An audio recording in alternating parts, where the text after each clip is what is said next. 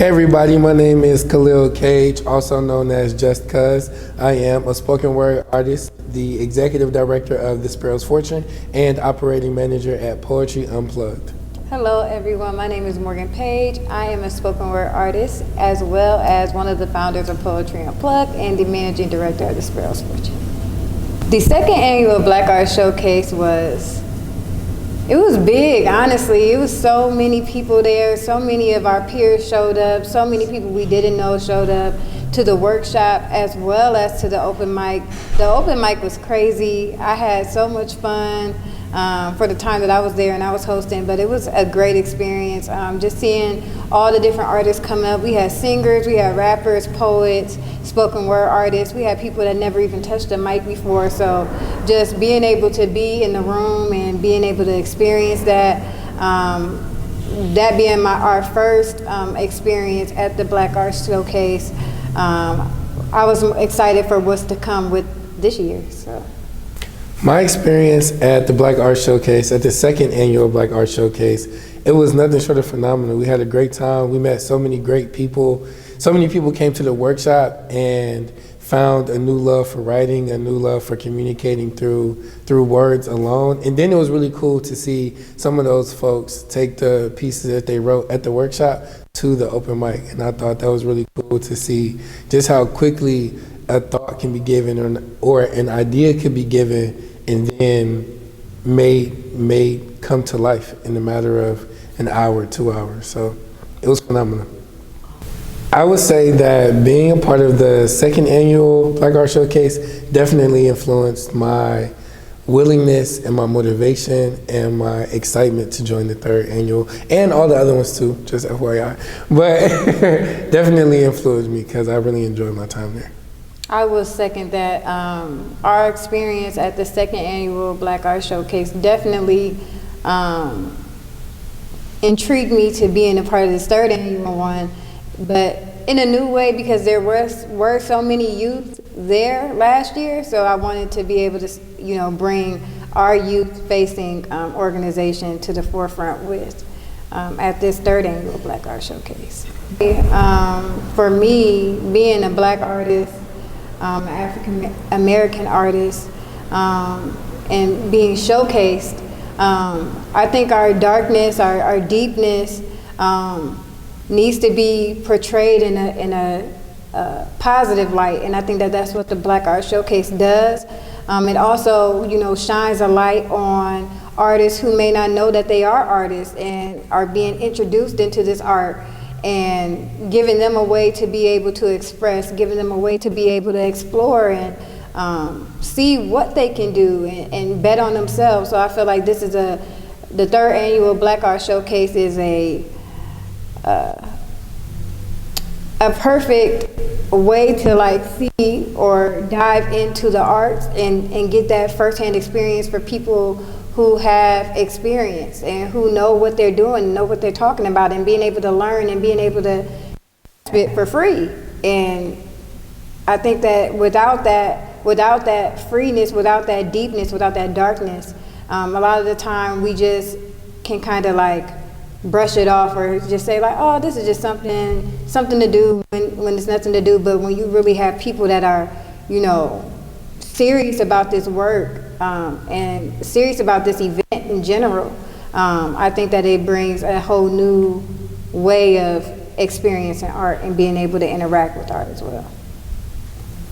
I would second what Morgan said, and I will also just simply add there is a visibility factor, because I enjoy being there and being a part of it, but then to see all the other artists, the fashion designers, the models, the other artists who come to participate in the things that we have to offer, the other parts and moving parts of the showcase altogether is what really excites me. So me being a Black artist, seeing other Black artists facilitating their craft, facilitating visual expression, facilitating vocal expression, facilitating tactile expression, seeing those things really inspires me and ignites me to keep going, to keep creating space for other Black artists, for other young Black artists who need to see someone who looks like them really going after their dreams, because that's going to fuel them years down the road to remember this one moment at the Black Arts Showcase. Oh, I remember when I seen this clothing, or I remember when I seen this person perform, all these years later still wanting to, exhibit that for themselves. So that's what I really love, is the visibility that we create for one another and external folks at the Black Arts Showcase.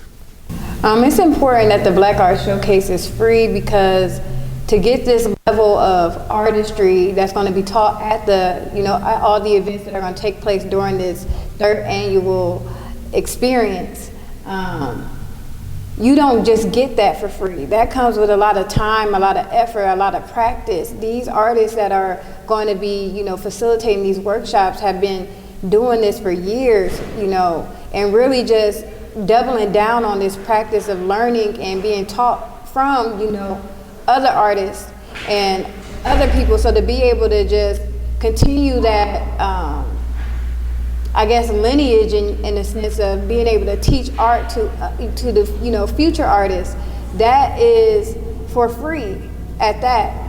That is an experience that most people, especially Black and brown, youth, don't get the experience to do that, every day, or it's not something that, our parents are really worried about every day. They're more so like, just go outside and play, or figure out something to do with that tablet I bought you. But now, we have the, access to be able to share our gifts and facilitate these events for free. So I'm excited.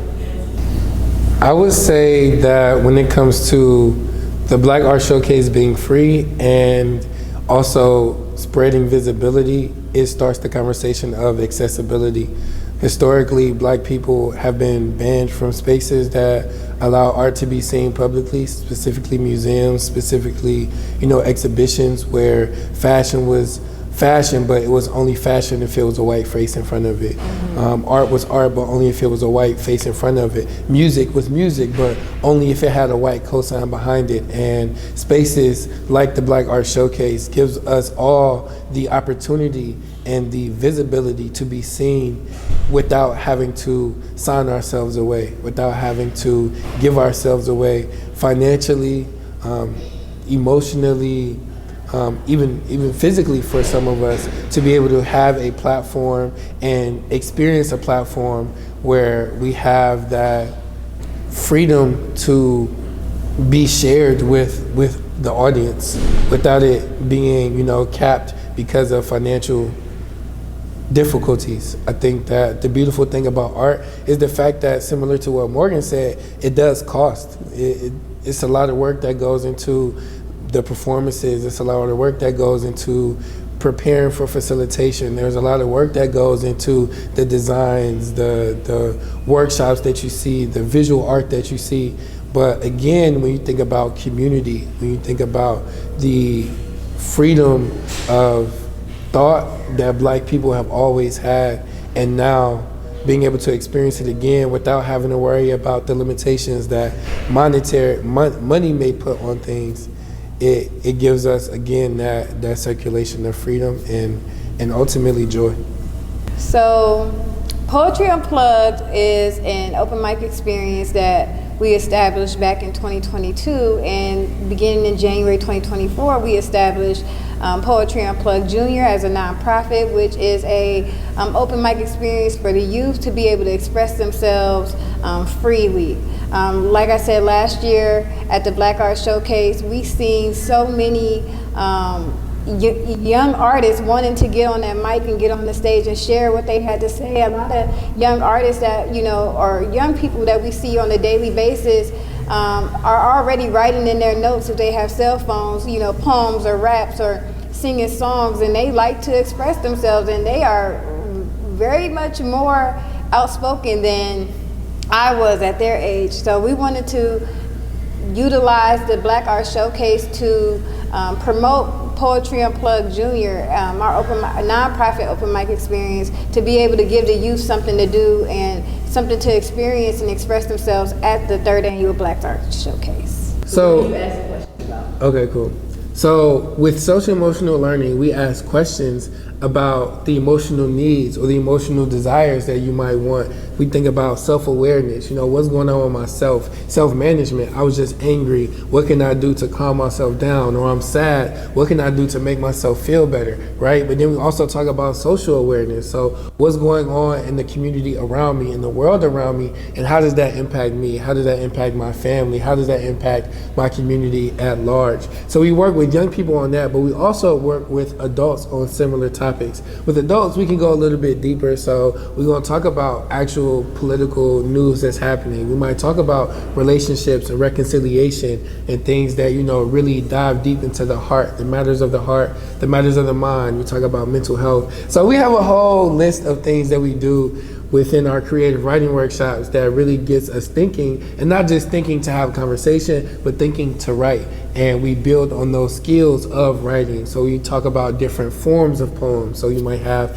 a pantoum, we might have a sestina, we might have a ghazal. So, and also one of my favorites that we do is blackout poetry. So blackout poetry or erasure, where we teach a lot about different forms of poetry and how to, build those out to be something that you enjoy, not just now, but something that can be published later on as well. So that's mainly what we do. And when we're not doing that in the classroom or in the after school program or for a different organization, we are performing. So we do a lot of performances. We've done performances just now at the Juneteenth Festival, at the Metro Health Juneteenth Fest.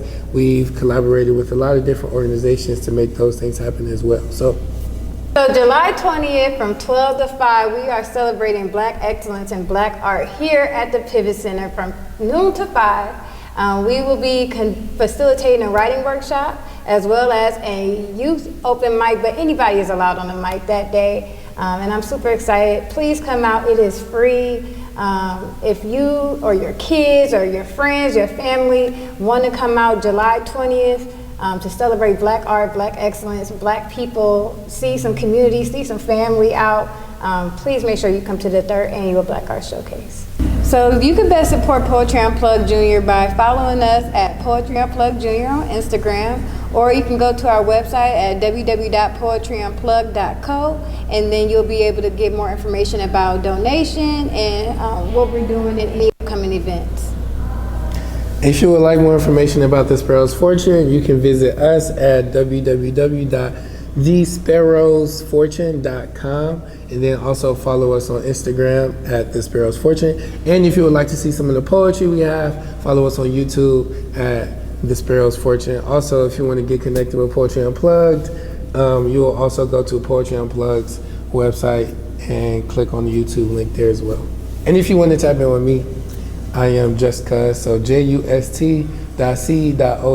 That's on Instagram, and my website is www.JUSTCOS902.com. If you would like to keep up with all the work that I do, you can follow me on Instagram at morgan.ism, and everything is in my bio, my website, links to Poetry Unplugged, The Sparrow's Fortune, Poetry Unplugged Junior, and me. So, yeah.